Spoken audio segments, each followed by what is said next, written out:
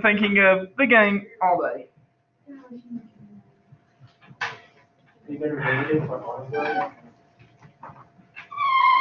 Okay. So yesterday we talked about graphs for qualitative data, and then we started getting into quantitative or numerical, and we mentioned, we didn't finish, but we said, remember, we have to CUSS our graph. What did the C stand for? We know center. What did the first S stand for? Second S? Shape. And then that's where the bell called us. We had just finished talking about shape. What letter have we left out? U. So that's where we're going to pick up today. Make sure they can still see. Come on.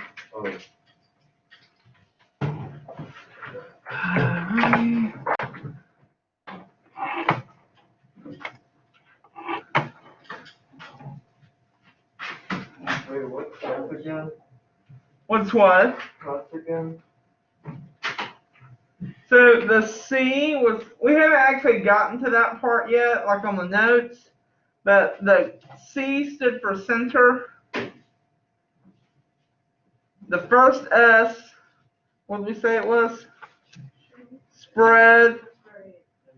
And then the second S was shape. So we haven't talked about the U, but that's what we're about to get into. So if you look at this group of data, what sticks out to you the most here? Grades are low. There's what? The grades are low. The grades are low? Yeah, they are low. One really low. There's one really low. Somebody made a 50, and then someone looked like they maybe made in the 80s. I can see that.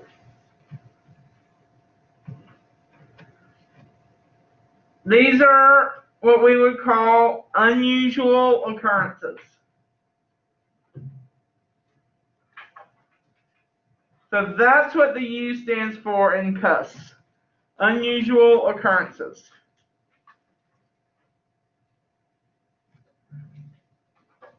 Normally there are outliers. The values that lie away from the rest of the data.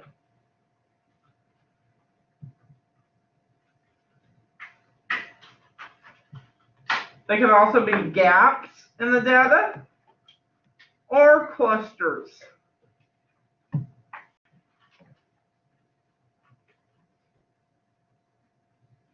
So for clusters or even gaps, those will be more evident when we get to like regression and stuff at the end of the semester. You could have like all of them along a straight, pretty close to a straight line, and then just have this group of, this cluster of points below or above the line that's like, why are those down there? Or why are those up there? They don't follow the rest of the data. And then number 5, the fifth thing to remember is you must always write your answer in reference to the context in the problem, using correct statistical vocabulary and complete sentences.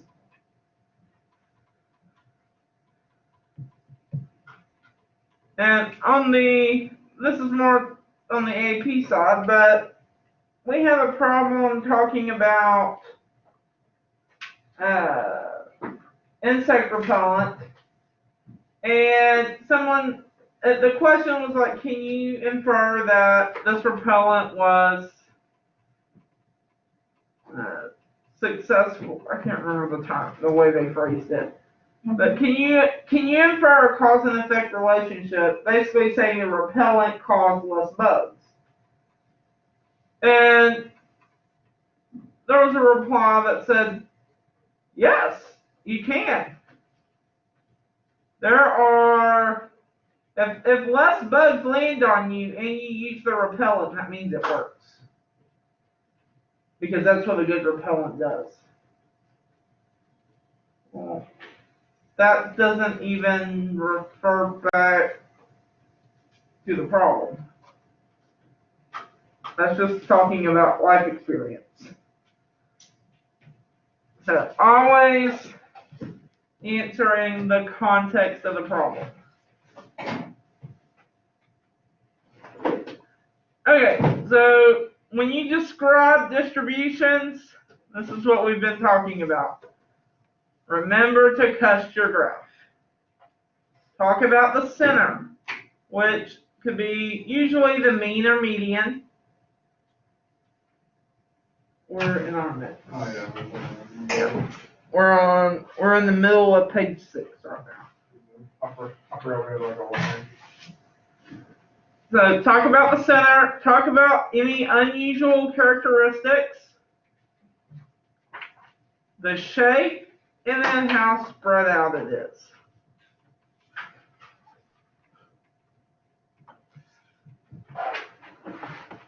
So that's a little mnemonic device that you can use when you're like thinking, okay, what can I say about this? Well, have I said anything about the center yet? Is there anything unusual happening? Shape and spread. Yes. Can you guys talk about all of them, or is it just used to like? You have to talk about all of them. I mean, if there's nothing unusual going on about the graph, there's nothing to say there. You don't have to say there's nothing unusual. Just the median is this. It's, symmetric in shape. And the data has a range of blah. There's nothing unusual, so there's no need in, I don't want to say wasting time, but spending time to say nothing. Good question. Okay, so what we're going to spend pretty much the bulk of today on is looking at not only graphs for numeric data, but mainly stem and leaf displays. And you may or may not have seen stem and leaf displays before.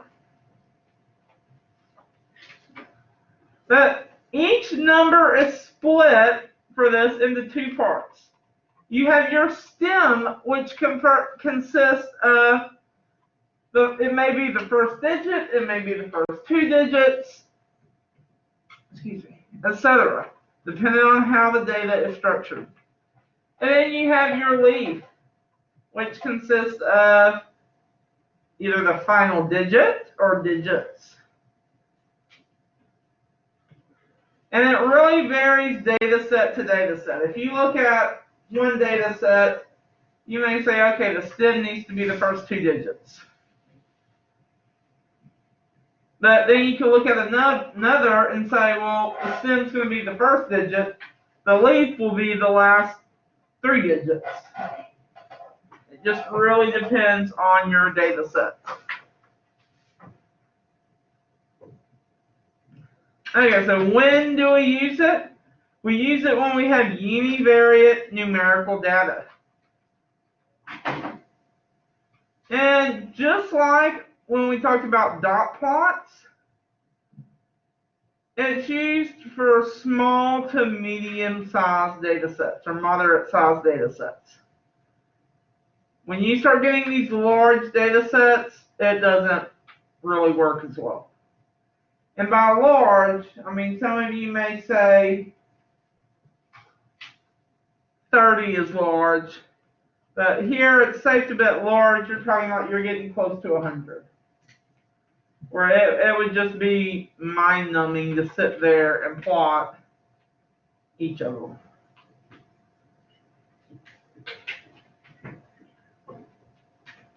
So how do you construct one? Well, first we have to select one or more of the leading digits for the stem. Then list the possible stem values in a vertical column. And whatever the smallest one is, and then whatever the largest one is, you have to go in equal increments. So let's say the smallest is 23 and the largest is 100. But you don't have any 30s or 80s. You still would have to put a 3 if you're counting by tens and an 8. You would just not have any leaves by the 3s and the 8s. And we'll see that in action here in a second. Then we record the leaves for each observation beside each corresponding stem. And sometimes we'll have to even split the stems up. If there's just a long list behind one stem, that can be misleading. So sometimes you may need to split them up. But if you split one stem, you've got to split them all. Think of it kind of like Oprah giving out prizes. If she gives it out to one person, everybody's getting it pretty much. And then we need to indicate the units for the stems and the leaves in some kind of key or legend. I need to be able to look at it and say, okay, the stem is his tens place. The leaves are his units place or ones place.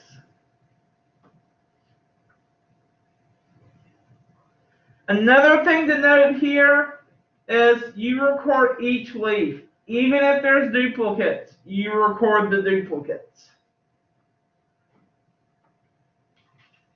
And then to describe it, we CUSS the graph.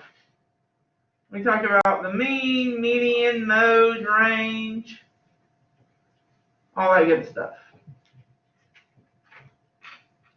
Mr. Schultz, Yes. is the mean, median, mode, and range on there, is that included in the CUSS, or is that something else you have to do? Some of it's included in the CUSS. Like the mean and median talks about the center. Okay. Mode kind of has to do with the shape, and then range deals with the spread. Okay. So these kind of all factor into the CUSS. Okay. Good question though. Now we can also create comparative stem and leaf displays similarly to how we did for the comparative bar charts. So let me ask you this. I think this question's somewhat premature in its placement here in the PowerPoint, but I just still want to see what y'all think at this point. If you remember back when we did that piercings question back in chapter 1, do you think it would be reasonable to do a stem and leaf display with the piercings example? Based on what we've talked about so far, would it make sense to do this kind of display?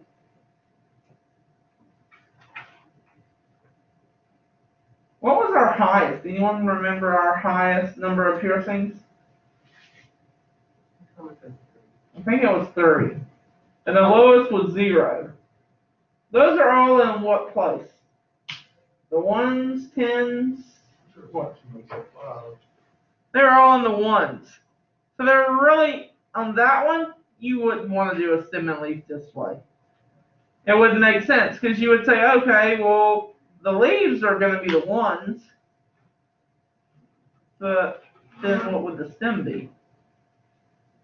It'd just be a 0, and then all the leaves behind that 0. So it wouldn't make sense. That's why we did that one as a dot plot. So let's look at this first example.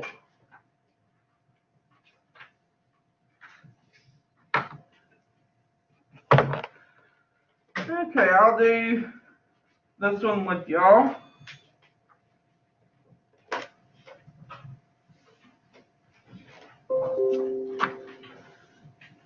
They give us the following data for the price per ounce of various brands of dandruff shampoo at a local grocery store.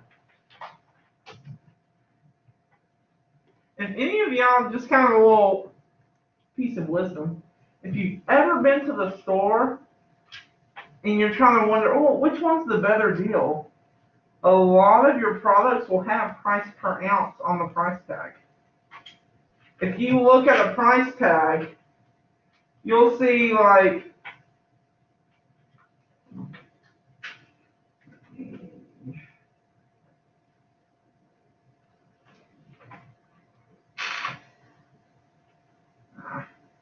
let me go back.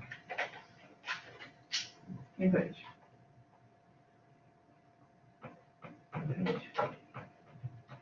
Hang on, that's not one to work.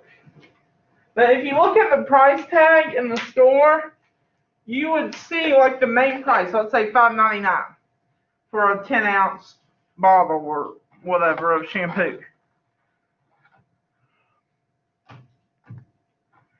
Then,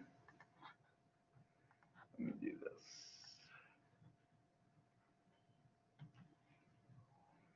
And like I can't remember which corner it typically is. Whoa, let's move that.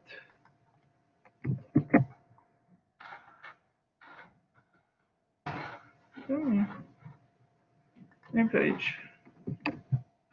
There we go.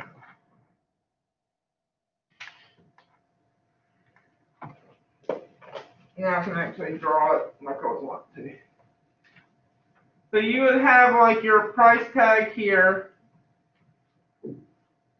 and it would say like, I think shampoo is probably closer to $10, so let's say $8.97. That's what the price tag would say on it. Is it really that expensive? Some shampoo can get pretty expensive, yeah. Like $5. Up here in the corner, sometimes they break it down per ounce. And so it may say something like, if it was 10 ounces, 90 cents per ounce. And the reason I mention that is sometimes you're like, oh, if I get the bigger one, I'll have to buy it less often. That's going to give me the better deal. Well, that's what they want you to think, but per ounce, the bigger one may not always be the cheapest per ounce. It may be cheaper to buy 2 smaller ones than to buy 1 big one. Yes.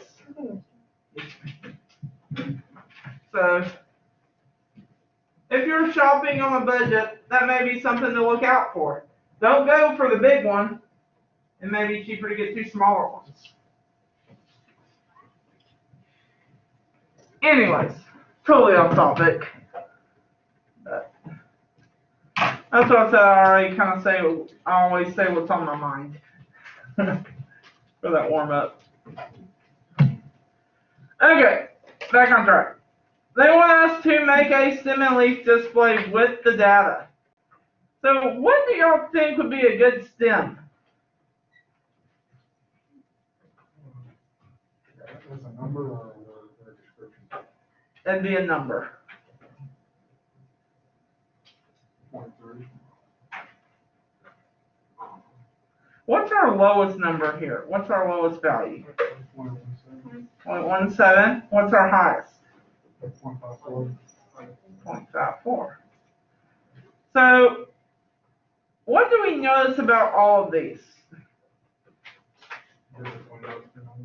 They're between those 2 numbers. But they got like the tenths and hundredths place, right? So maybe for our stem, we want to use the tenths place. So 0.1, that's the lowest we could have. 0.5 is the highest. And then we gotta have everything else in between.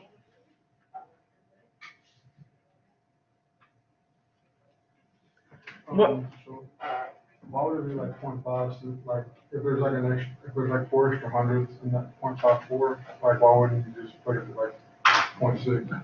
0.6, because the way this works, what we're going to end up doing is splitting the number here.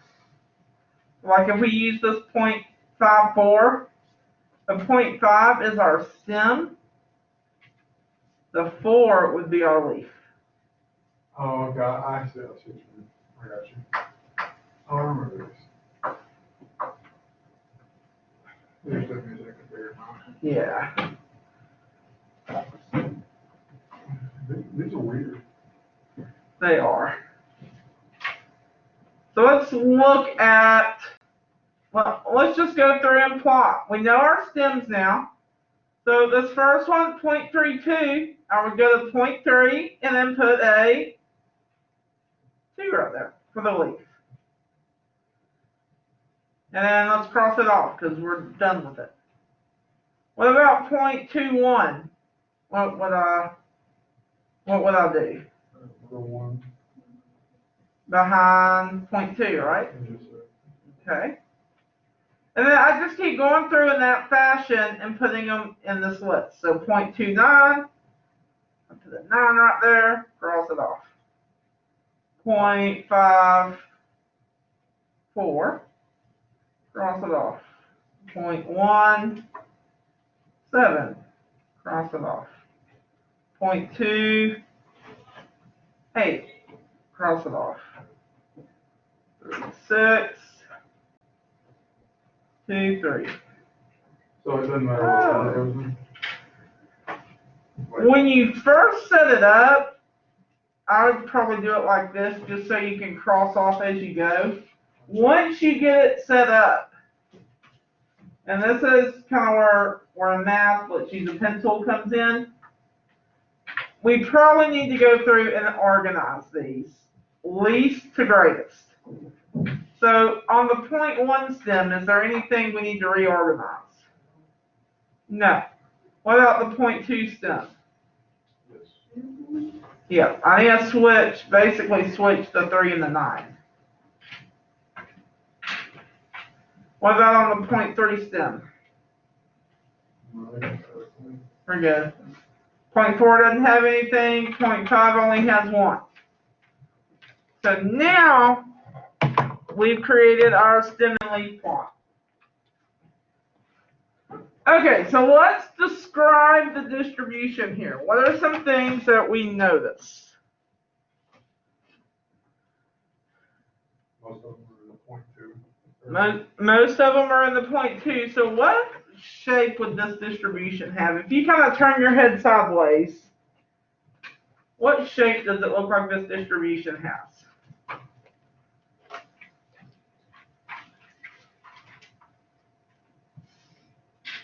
Oh, unimodal. Or is that? It's unimodal, yes, but let's be a little bit more specific. How is it skewed? Or is it skewed? Right. It'll be skewed right, or we could, skewed right's also the same as saying skewed positively. So the distribution is positively skewed.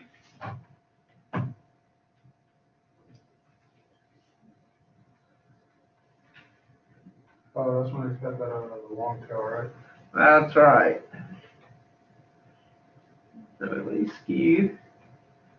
Here it wouldn't really, you could count, you could name the average because we don't have many numbers.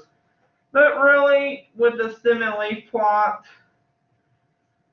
average can kind of get hard to calculate because when you start thinking 30 or 20 or 30 numbers, you have to sit there and add those up. Yes.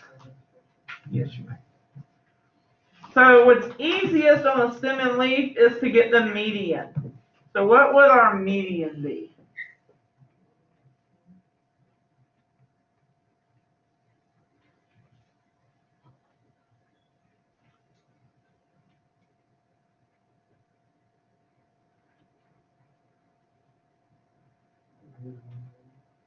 And this is kind of where it comes, this is why we really do need it, these leaves in order, because we can go through, like, I know when I learned median, I just would start and kind of cross off. And these two are in the middle. So What's halfway between 0.28 and 0.29? 0.285.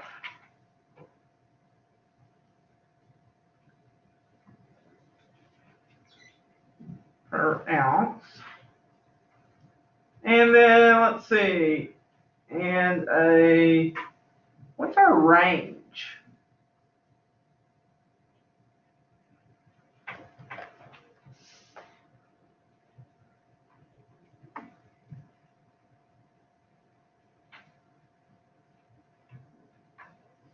So, 4.37. Yep, 0.37.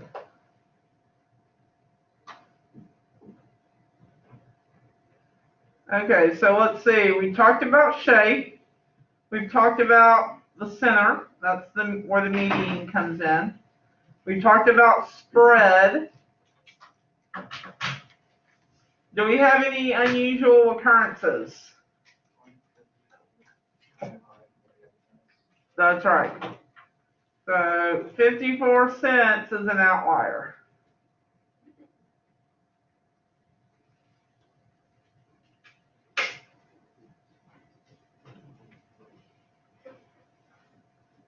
What's the outlier? So the outlier is one that just kind of sits out there by itself. Okay.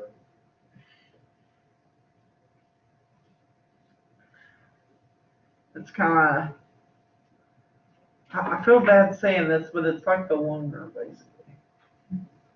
He's out there all alone.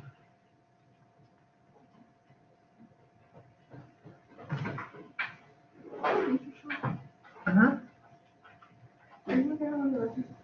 Let's wait till we'll. Yes. If all the data was in one spot, but then like far away there were two, like, computing the data, would those both be outliers? Yes. Yeah, they would both be. If they're like way out there. Now, if they're like, if the distribution is kind of going that way, then you just skip one little spot and then boom, there's two more.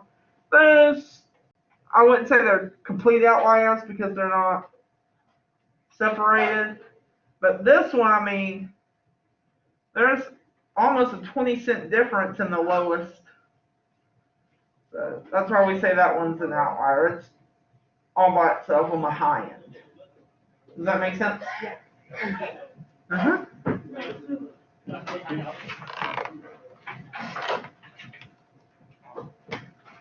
Okay. Questions on this example?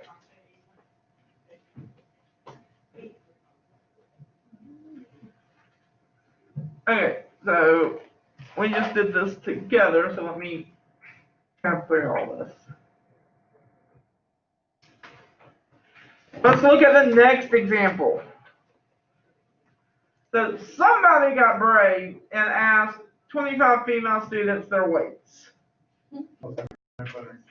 Somebody got really brave here and decided they would want to ask this question. So let's make a stem and leaf plot with this data. I'm going to, let me actually click to the next piece. Okay. Capture this.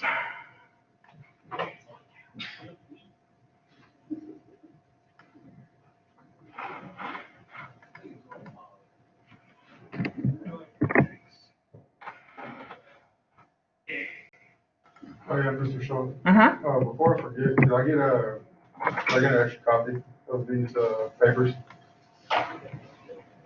Extra copy? Yes, Yeah. sir, for Lisa. I'm gonna help her out over the weekend. Okay.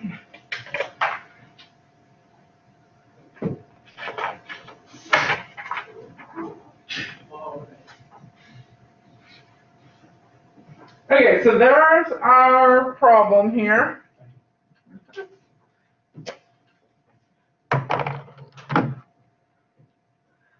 So instead of just using the first digit, because if we just use the first digit, what problem would we run into here? lot of them have the same first digit. A lot of them have the same first digit. Actually, all but one have the same first digit. So we wouldn't want to use just the same first digit. We want to use the first two digits.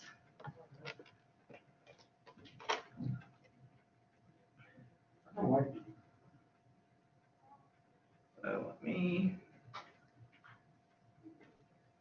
let's draw our little T-chart here.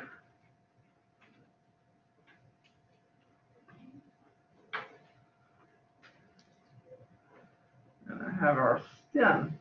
So what's our lowest value here?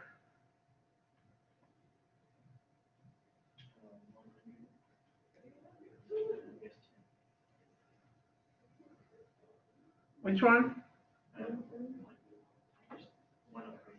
103 is the lowest. What's the highest?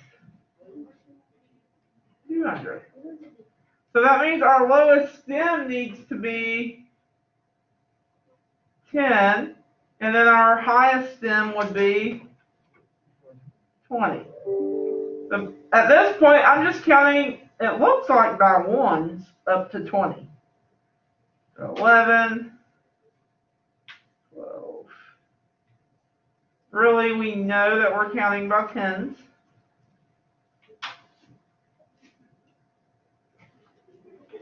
Oh, this is a bigger one. Yeah, this one's longer.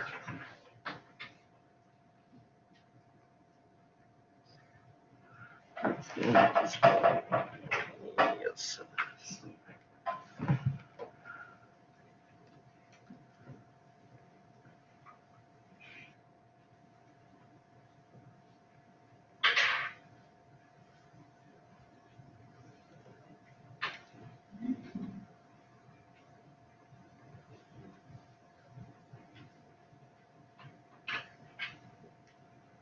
Close enough. Okay, so now let's write our key over here. What place is our stem in?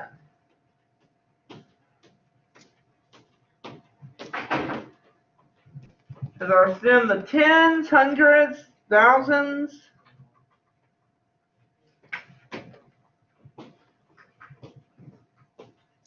And then we need a key for the leaf.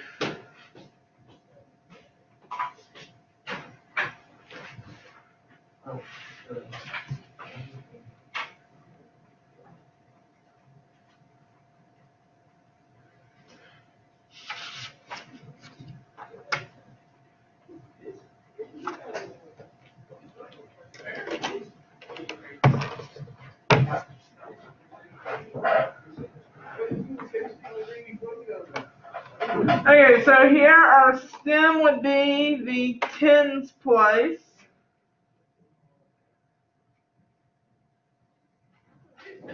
Because our last number on our stem, that's the place it's in, the tens. And then that means our leaf is the ones place.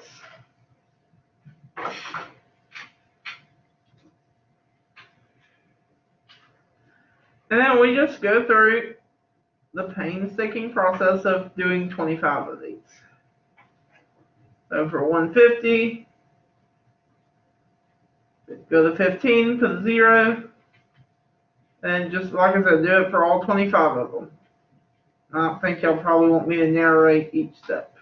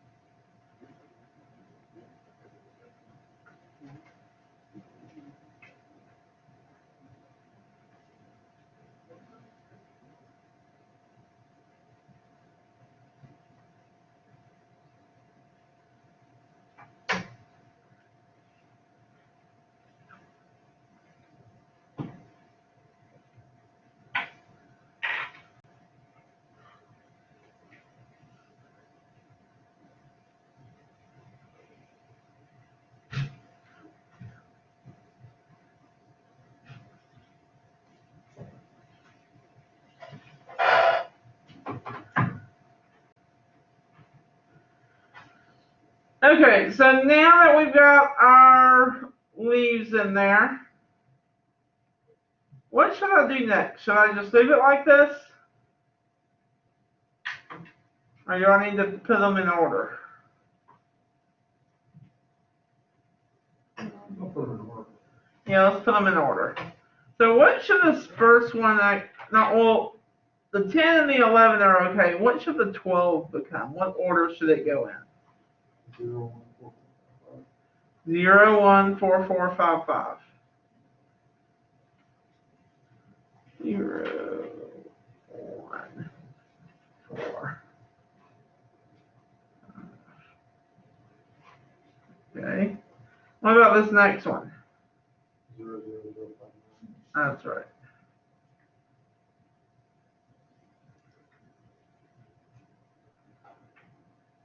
Is 14 okay? Yeah. No. What about 15? 0, 0, 0, 5, 7. Good. 0, 0, 0.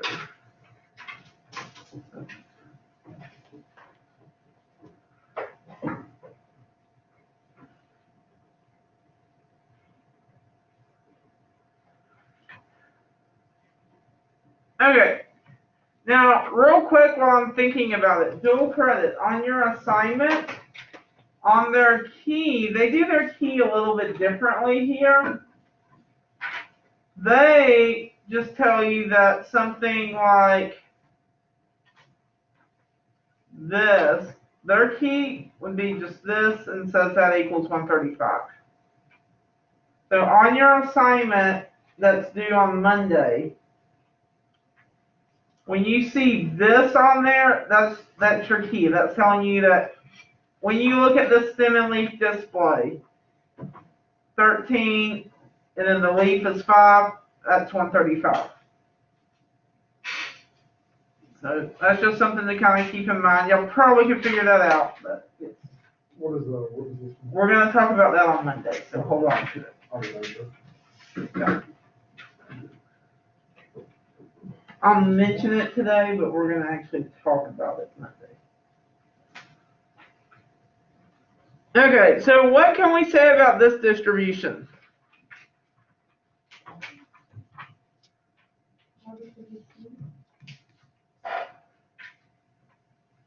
Yeah, you could say positively skewed. Yeah. So let's get some space here. I'll just change colors. So this distribution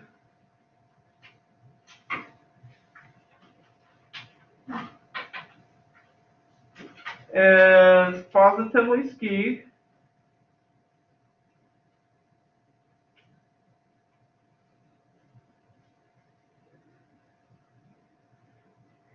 Okay. What about the median? What's the median weight? With the median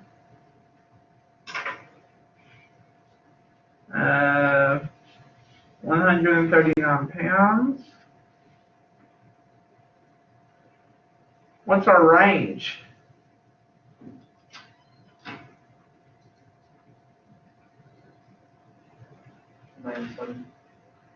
97 pounds. Are there really any true outliers here? No. There's not really any true outliers.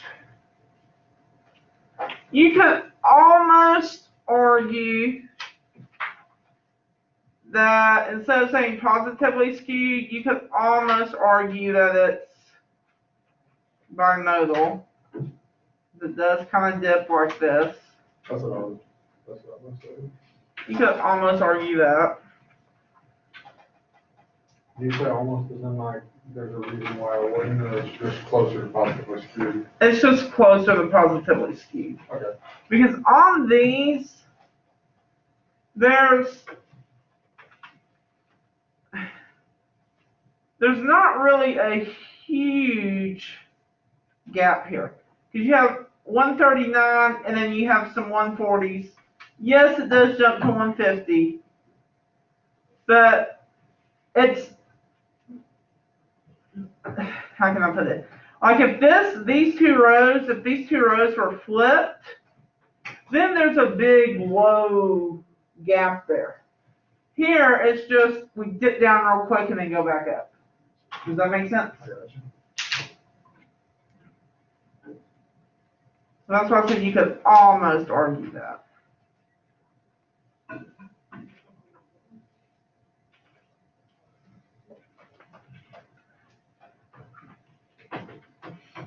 Okay, any other questions on this one?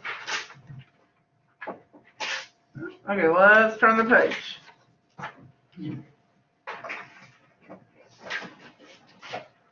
Let me go back to the PowerPoint for a second. Okay, come on. No.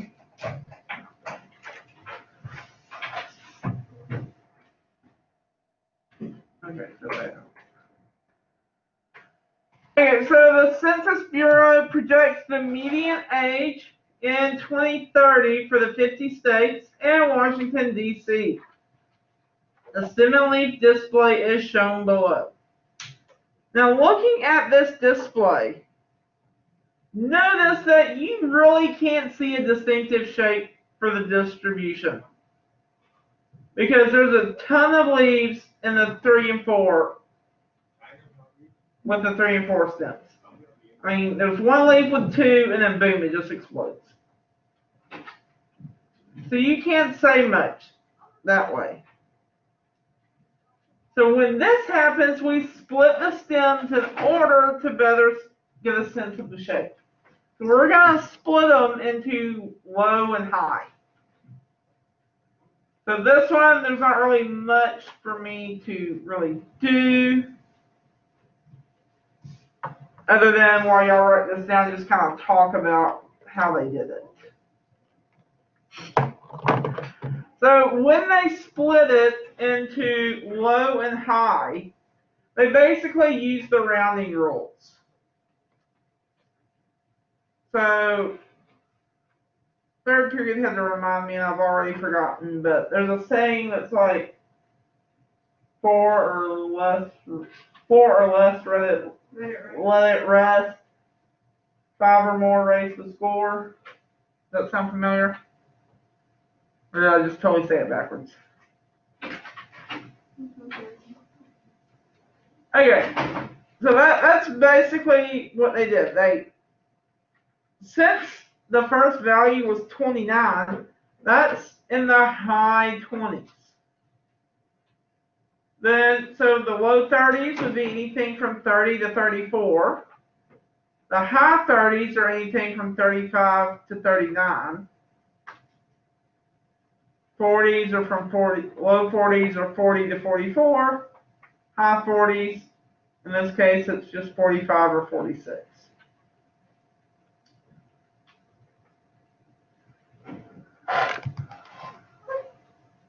So I'll give y'all a second to get that written down.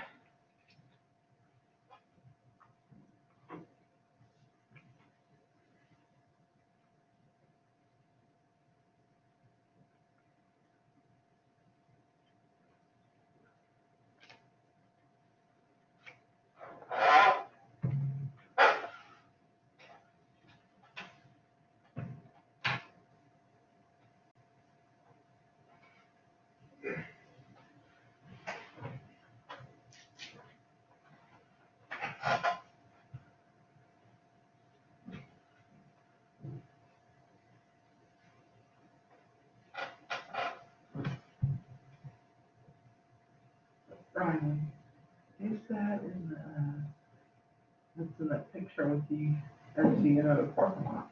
Sir? That poster? Oh, yeah. I was thinking of that.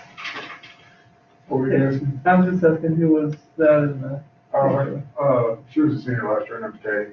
Ah. Yeah, she wanted to go Thursday. That's her last hurrah before she left, so Gotcha. I thought we got to run thing back down.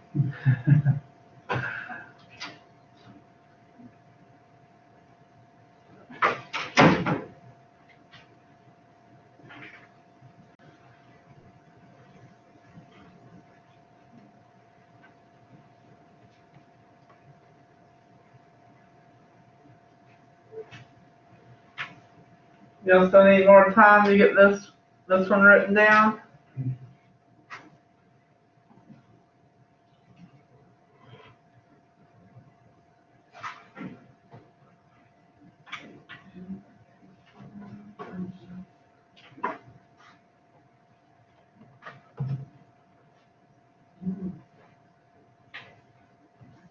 Mr. Short, you hear about the fight in the morning? Well, I knew there was one. I heard it I was in my room, and I just heard two people yelling, and then the next thing I know, you could hear everybody hollering. I'm like, there's a fight downstairs. Did you go and break it up? Yeah, I am. Yeah. By the time I got down there, it already had been broken up. Yeah, I could just hear it from up here.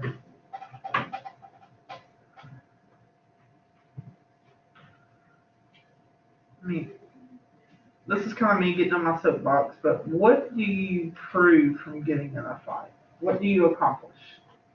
I mean, I feel like all you do is just get in trouble, and that's that. Yes. Well, like, well, it's not like, okay, what people accomplish in a fight is like, they basically prove that they're tougher than the other person, basically. That's it, really. Yeah. Dominance. Yeah, dominance. That's about what it boils down to.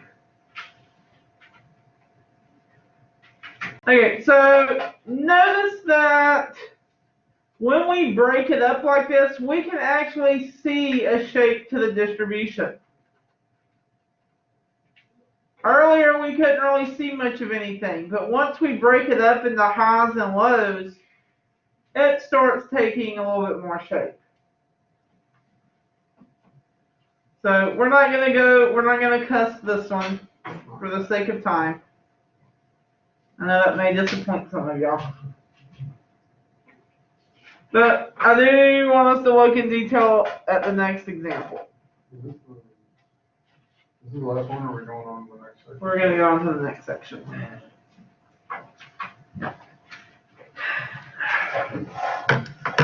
Okay. So the following is data on the percentage of primary school age children who are enrolled in school for 20 countries in Northern Africa and 23 countries for Central Africa. And we need to make a stem and leaf, create a comparative stem and leaf display. So let me grab this data, and then we're going to create a comparative stem and leaf display. This one will look a little weird. It starts out looking the same, but then it gets kind of weird looking.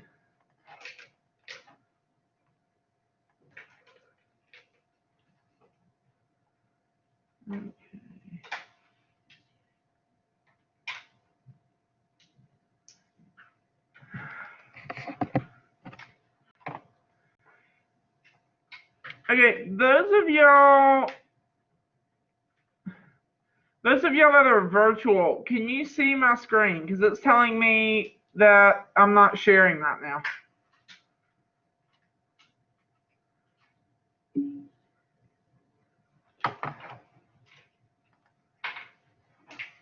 So y'all can see my screen. It just messed up. Okay, perfect.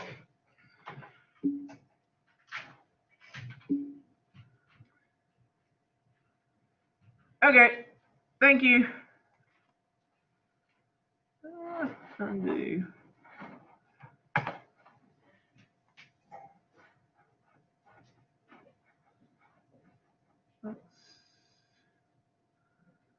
Hang on here.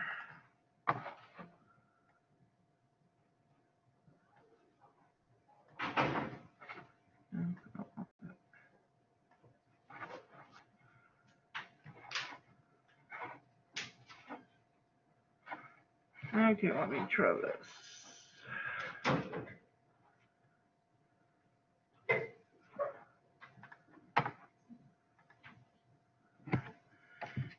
See. Go here, new page. No, that's not what I want.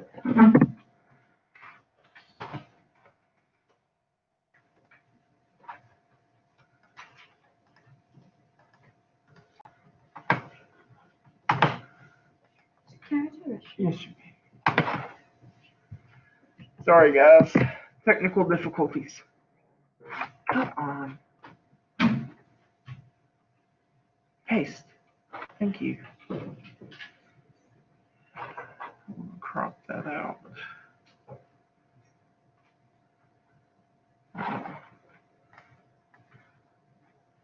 We'll just do that.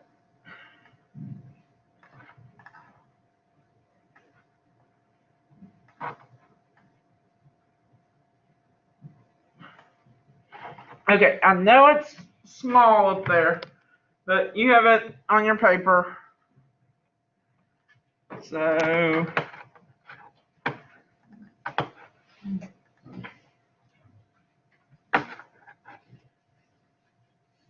We're not gonna need these assignments for today, right? The ones you handed out? no, you won't need them for today. Okay, so we want to create a comparative stem and leaf display. So, like I said, it'll start out looking like a normal one to an extent. It'll look normal until it doesn't.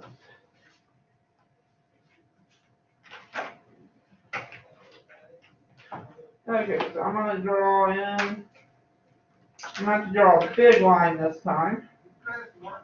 On one side, we're going to do Central Africa.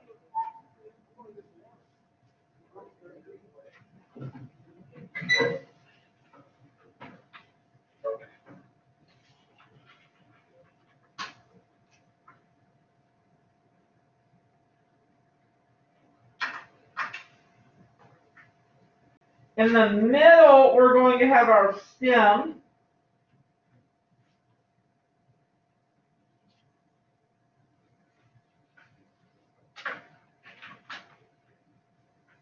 And then over here on the right, we'll have Northern Africa. Now, you may be wondering, does it matter which side it goes on? No, it doesn't. You want to put Northern on the left, Central on the right, go for it. The stem does have to go in the middle, though. That does matter. Stem must go in the middle. Now, if we look at these, we'll see that there's a bunch of decimals here.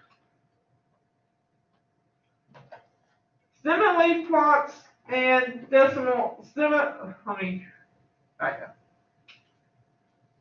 When you have numbers like this where it's not just 0 point something, those don't really go great with stem and leaf plots. So what we're going to do is truncate the decimal, meaning we're going to act like it's not even there. We're not rounding, we're chopping it off.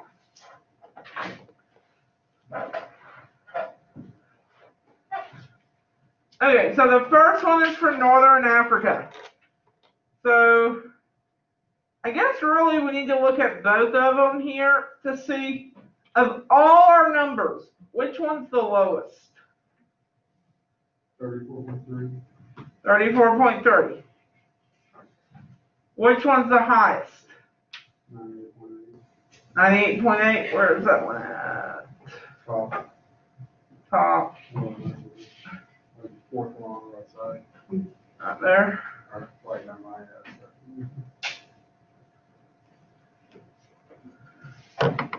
Okay. So we go from 34 to 98.8. That means our stems probably need to be the tens place. 3, 4, 30, 40, 50, 60, 70, 80,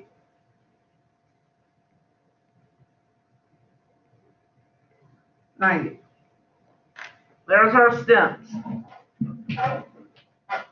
So let's make a note up here that our stem is the tens place, which means our leaf is the ones place.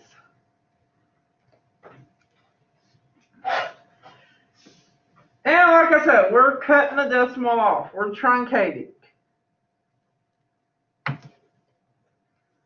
So as we go through, we'll look at the 54.6. We're just going to read that as 54. This is going to be Northern Africa, so we'll put up 4 there.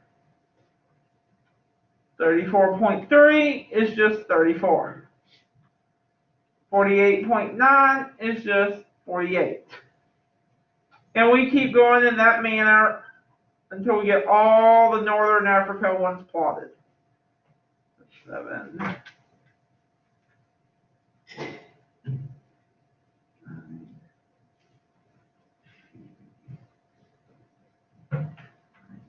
7.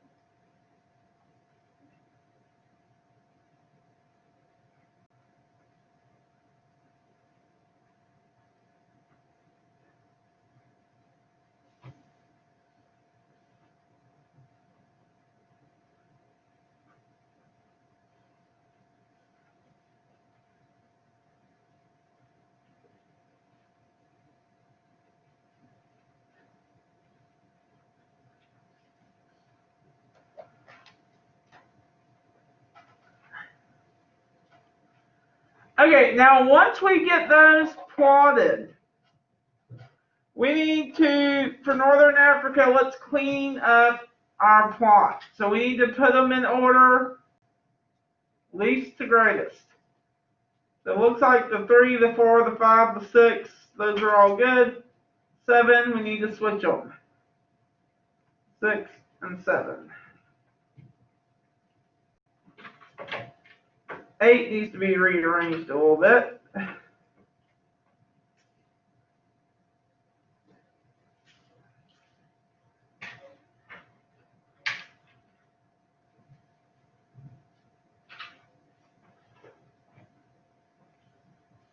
Nine needs to be rearranged a lot.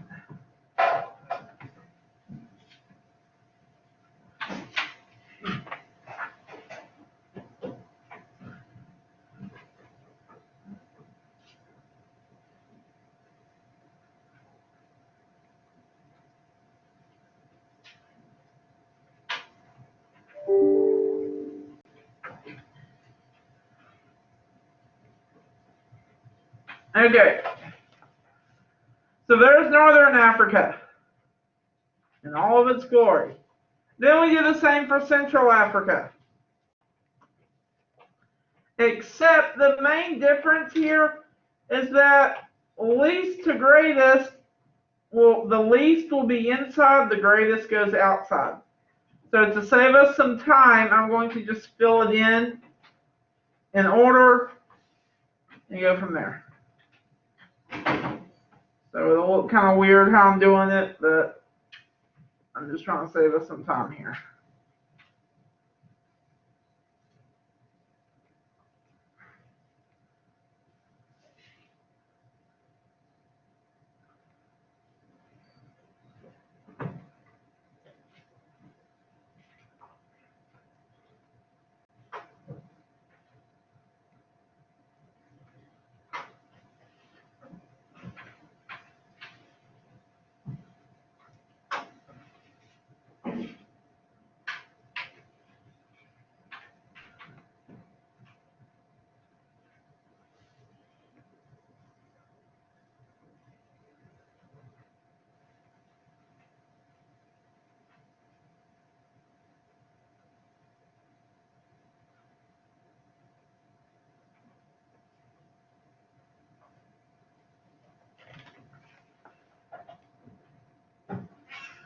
Wait a minute, time out. These are totally not in the right spot.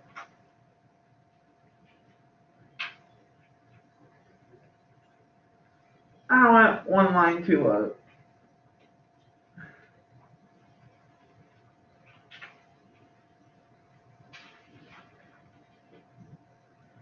Now that makes sense.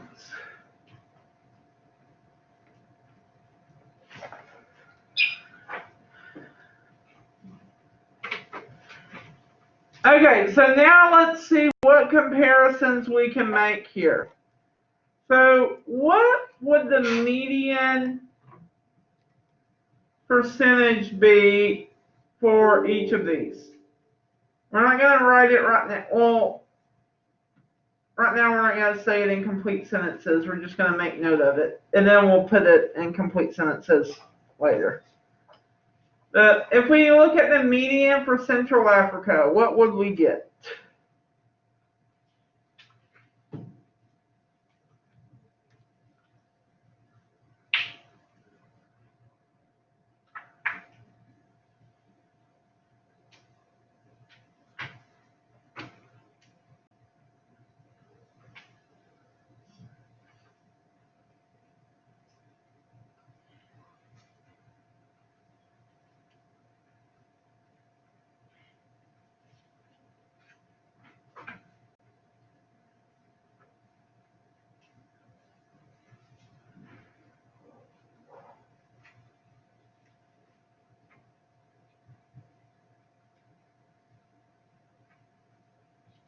$61. 61? Did anyone else get 61 for Central Africa? For median?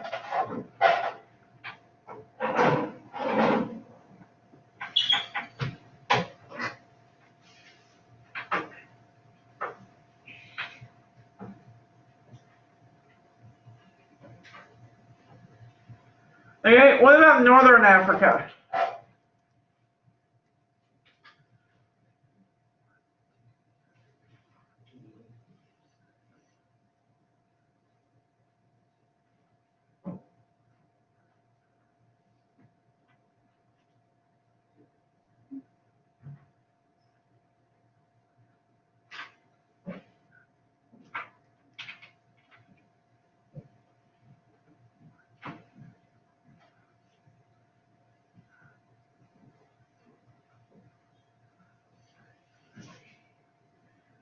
Okay, so since there's 20 numbers and that's an even number, we kind of get down to the last ones here. It's between 88 and 91. So we have to take the middle ground, which would be 89.5. So now comparing these medians, which one has the higher median? North Africa. So when we analyze this, we could say that Northern Africa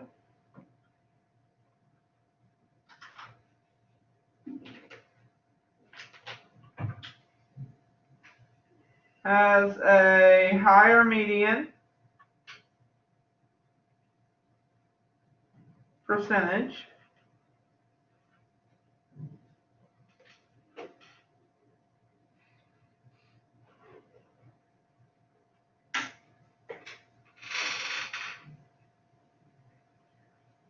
of children enrolled.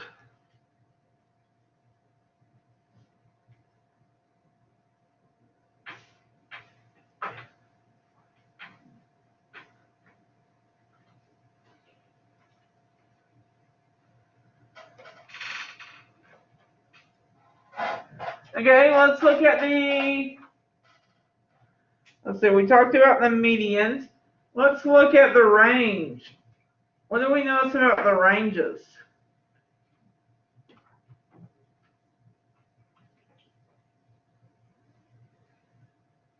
So the range on Central Africa is from 34 to 98. Northern Africa, it's also from 34 to 98, approximately. So we can say the ranges are relatively the same. So their medians are different, however,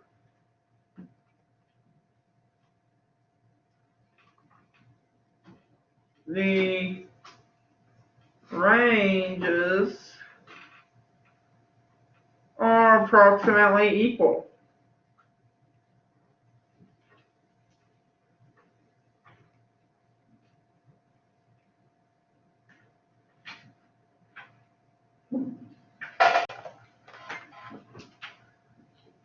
Okay, let's talk about the shape now.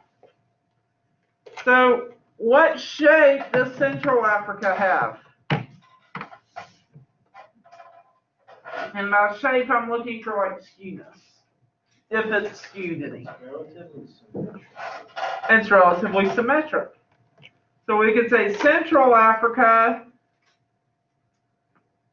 is symmetric.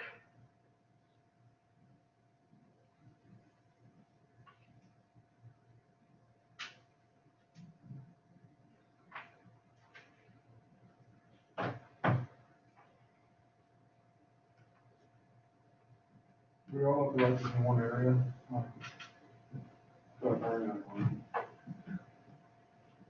That's fine. Honestly, it's your notes. As long as you know what you mean, that's what counts. Central, Central Africa is symmetric in shape. What about Northern Africa? Skewed left or negatively skewed. Wow. Northern Africa. This time, let's say skewed left, just so we can get used to the different terminology meaning the same thing.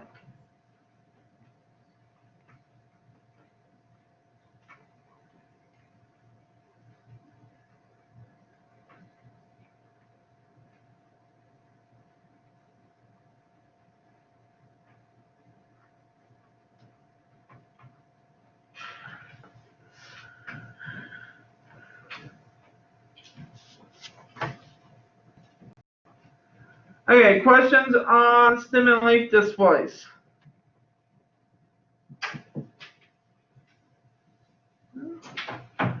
Okay, now let's talk about histograms. We're not going to get through much, but probably what will happen, we'll get through half of that first histogram example, and then the bell's going to catch us. Where is it? There it is. Come back. Okay.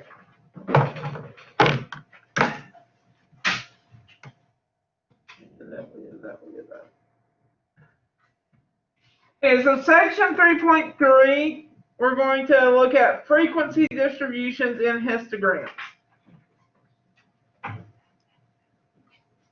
So, when do we use histograms? It's also for univariate numerical data. But we construct them differently for discrete versus continuous data.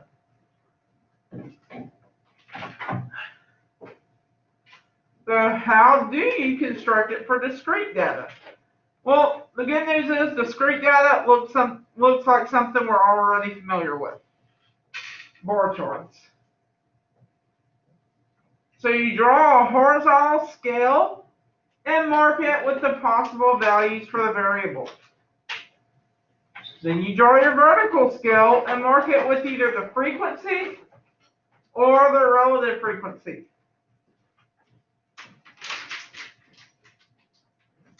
And then above each possible value, we draw a rectangle centered at the value with a height corresponding to its frequency or relative frequency.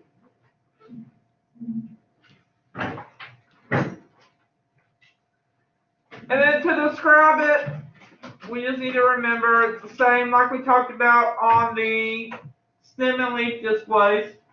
We CUSS the graph. We look at the center, the spread, the shape, and any unusual features. So one thing on your notes you may want to circle for this first one is that it's for discrete data. This first one is discrete. We'll talk about continuous tomorrow. Just so you keep them kind of separated when you're studying. This is discrete. Now, let's say we want to do comparative histograms, then we would have to use two separate graphs. We couldn't use the same histogram for comparative data. You've got to do two separate graphs. And then compare them visually. Okay, so this example, we have queen honeybees, and they mate shortly after they become adults. During a mating flight, the queen usually takes on several partners, collecting sperm that she will store and use throughout the rest of her life. A study on honeybees provided the following data for the number of partners for 30 queen bees. So when we look at the data, first thing you want to look for kind of is your range. What's our lowest value here? 1. What's our highest? 12. So when we draw our histogram, we'll basically need to start from 0 to 12 on the horizontal axis.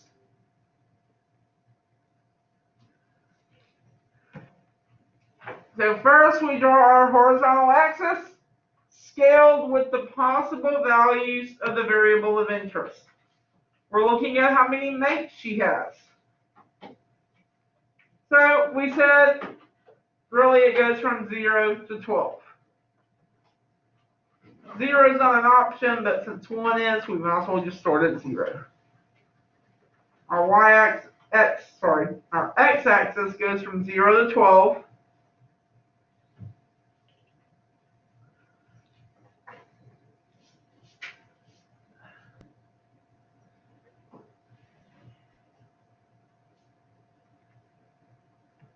Our y-axis, in this case, it will be frequency. You can also do relative frequency, but we're going to use frequency this time. And they conveniently tell us we go from 0 to 7.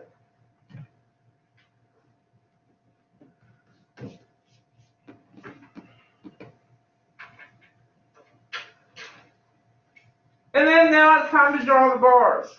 So how many queens only had one mate? Just one. So you center your bar over the one on the horizontal axis and draw it up to 1.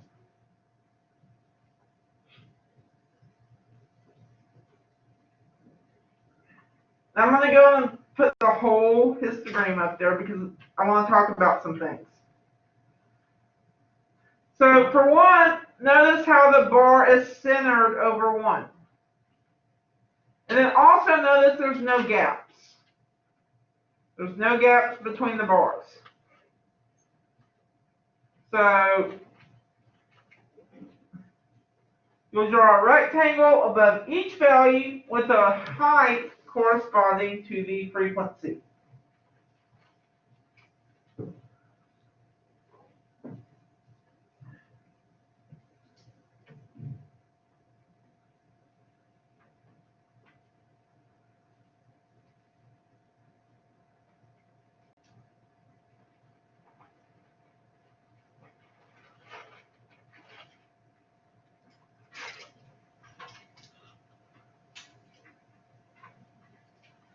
And then let's briefly answer that question on the top of the next page. We'll say it again tomorrow, so if you're drawing your graph, you don't have to stop and do it, but just while it's fresh on our mind.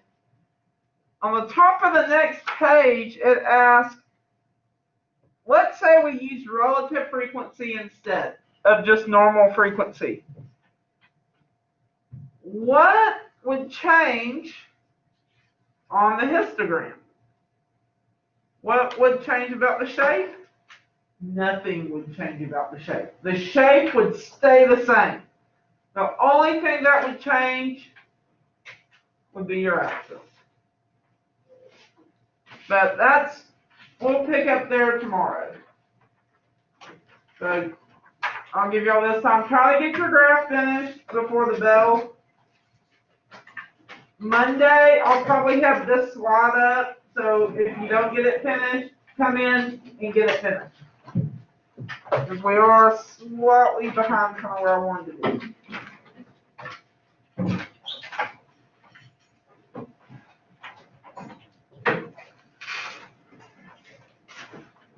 And if you're working on homework this weekend, you can reach me via Remind, email, anything like that.